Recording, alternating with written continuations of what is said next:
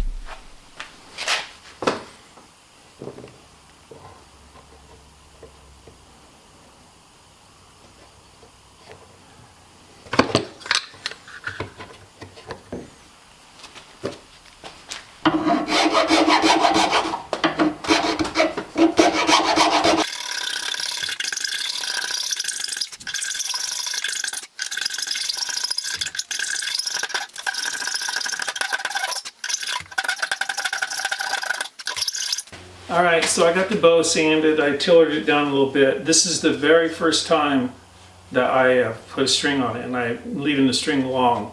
So let's see, I'm hopeful that the limbs are straight and everything. So here we go.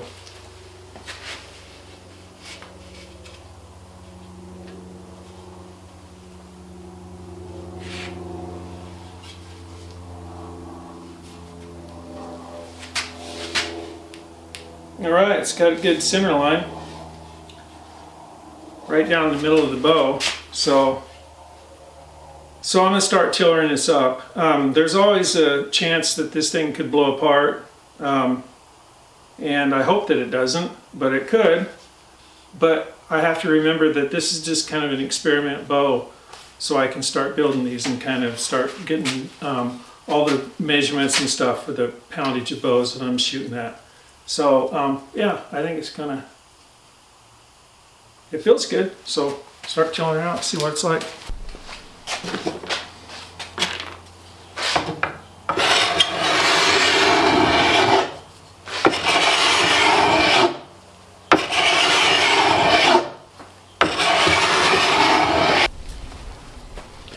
Alright, so I tillered it all out. This is the first time shooting it, and let's see if it holds together. I think it will. See how it shoots.